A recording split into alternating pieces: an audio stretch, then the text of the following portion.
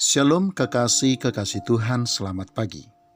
Saudaraku sekalian, apakah saudara hari ini sedang direndahkan, difitnah dan nama baikmu dicemarkan oleh orang lain? Tentu saja mengalami di mana nama baik dicemarkan, difitnah dan direndahkan menjadi pengalaman yang sangat tidak menyenangkan, bahkan mungkin akan sangat menyakitkan.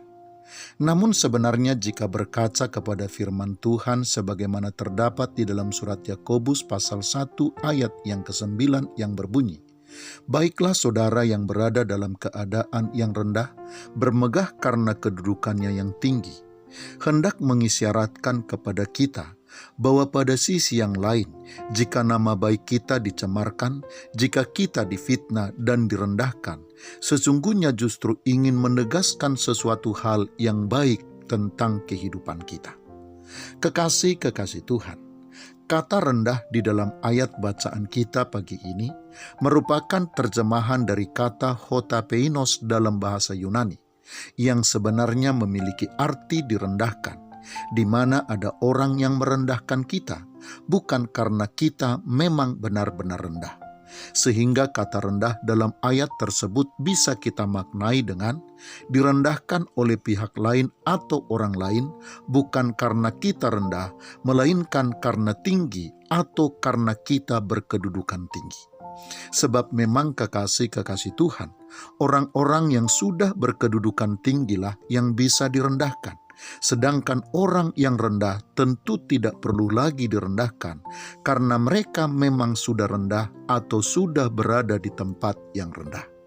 Dengan demikian kekasih-kekasih Tuhan, kalau ada orang yang merendahkan kita, hal itu hendak menunjukkan bahwa kita sudah berkedudukan lebih tinggi daripada orang tersebut. Demikian juga jika ada orang yang memfitnah dan mencemarkan nama baik kita, hal itu juga hendak menunjukkan bahwa kita lebih baik dan nama kita lebih harum daripada namanya.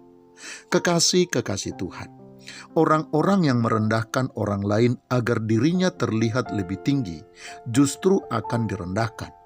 Orang-orang seperti itu satu kali akan menemukan dirinya berada dalam keadaan rendah, bahkan jauh lebih rendah daripada orang-orang pada umumnya. Sedangkan orang-orang yang direndahkan tidak akan pernah menjadi rendah, bahkan tidak akan mungkin akan menjadi rendah, hanya karena ia direndahkan. Sebab pada dasarnya, orang-orang yang direndahkan tersebut adalah orang-orang yang sudah berkedudukan tinggi.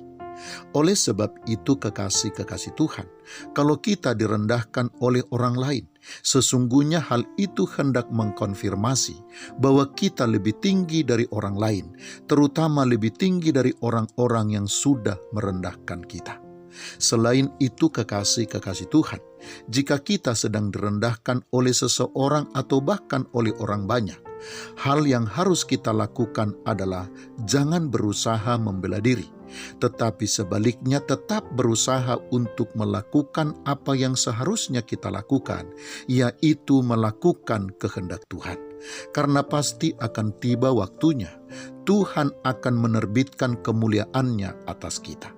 Kita akan semakin ditinggikan, dan sebaliknya orang-orang yang merendahkan kita akan semakin direndahkan. Kita yang direndahkan akan semakin naik, sedangkan orang-orang yang merendahkan kita akan jatuh, dan bahkan akan semakin terjatuh dan terpuruk. Selamat pagi, Tuhan Yesus memberkati. Shalom.